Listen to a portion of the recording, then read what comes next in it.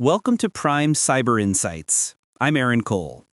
We're tracking a surge in critical infrastructure threats and massive data compromises that are redefining the risk landscape for 2026. And I'm Lauren Mitchell. Joining us today is Chad Thompson, who brings a systems-level perspective on AI, automation, and security, blending technical depth with real-world engineering experience. Chad, great to have you. We need to start with the BeyondTrust patch.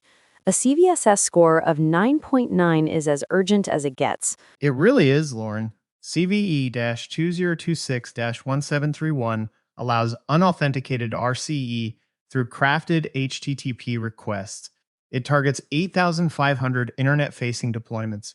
But the real architectural headache right now is Anthropic's Claude desktop extensions. Layer X is reporting a zero-click RCE where Claude can autonomously chain tools like Google Calendar to local executors without a confirmation gate.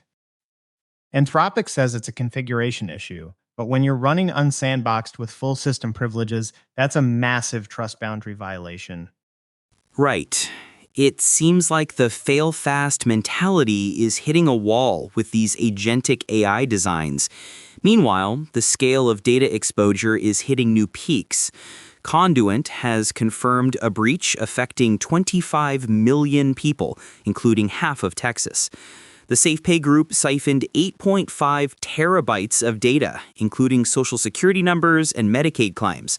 It went undetected for months, which is becoming a recurring theme. And it's not just the giants, Aaron. Beacon Mutual, the largest workers' comp insurer in Rhode Island, is reeling from an Inc. ransom attack.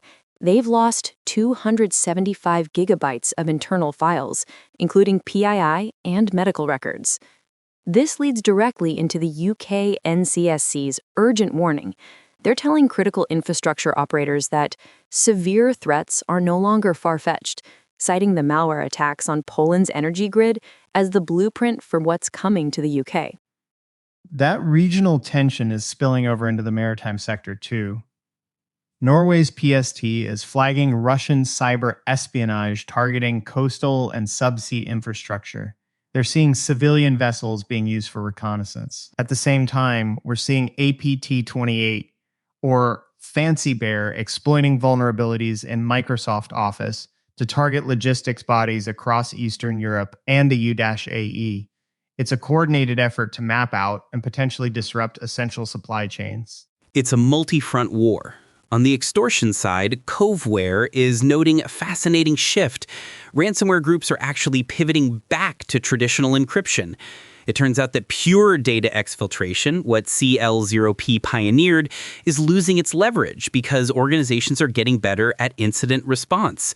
Attackers are finding that locking systems is still the most effective way to force a payment. That's notable. That resilience is being tested on mobile, too. We've got ZeroDayRAT appearing on Telegram, offering nation-state level compromise for Android and iOS. It's a commercial toolkit for live camera access and credential theft.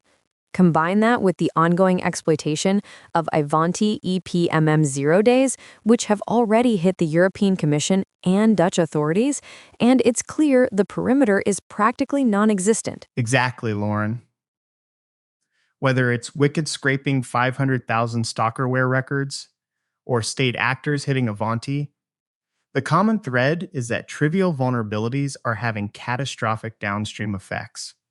We're moving from a period of simple data theft to a period where the integrity of the system itself, whether it's an AI agent or a power grid, is the primary target.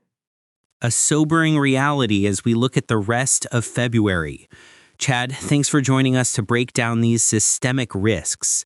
Lauren will be keeping a close eye on the Conduent litigation and those BeyondTrust patches. For Prime Cyber